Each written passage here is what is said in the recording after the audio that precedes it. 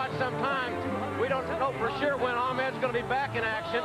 But I can tell you this Tuesday in the WWF magazine, Perfect, is part 2 of one of the most compelling pieces of journalism that I have ever had the privilege of reading. The part 2 of the very up-close and personal interview with Ahrndt Johnson, talking about his childhood, how he got into wrestling, and I tell you, it is riveting reading in the WWF magazine, on sale this Tuesday at newsstands everywhere. You know, a lot of wrestlers bringing up their past, Jake Roberts, Ahrndt, all this stuff. Am I the only guy in the World Wrestling Federation that had the perfect upbringing, or what? Must be. Jason Ahrndt challenging Faarooq here. And of course, Faarooq 1 week from tonight will meet the Wild Man Mark Merrow in a matchup for the Intercontinental Championship. That'll be on pay-per-view.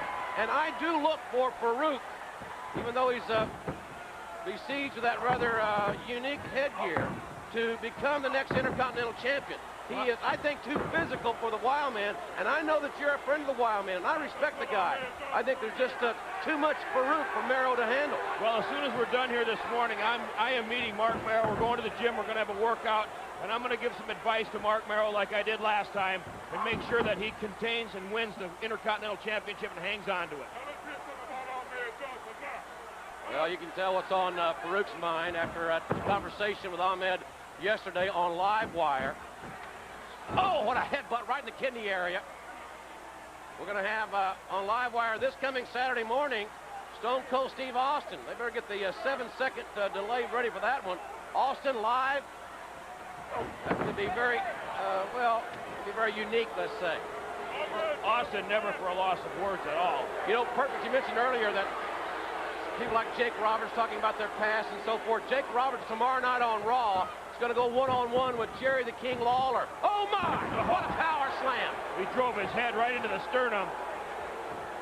Tremendous power by this former Florida State All-American. Look at this. Look at how he drives his shouldered head down into the sternum area. That knocks the wind out of you. And Jason Ahrndt is an outstanding young prospect, weighs about 275. And Faarooq just manhandled him like Ahrndt was a small child. Don't forget, folks, tomorrow night on Raw, I will have the definitive proof. I mean, without a shadow of a doubt, what kind of out-of-control egomaniac that Vince McMahon really is. You're not going to believe what I have to tell you tomorrow night on Raw. I think we're all getting the picture. I can't wait to hear it, though, believe me. You notice Cornette didn't get out of line. We had him out here. No, he had no mention of the meeting you had with him. I thought he was going to sound like Pavarotti choking on chicken. He was talking so fast. Look at this move. Oh, tiger bite. That's the maneuver, the tiger bite that Mark Merrow must avoid. Don't worry about that. You speaking about Raw, a week from this week on Raw, I got that big matchup with Helmsley, and I'm telling you right now, I am ready, Rock. Folks, 1 week from tonight, somebody's going to be buried alive on pay-per-view.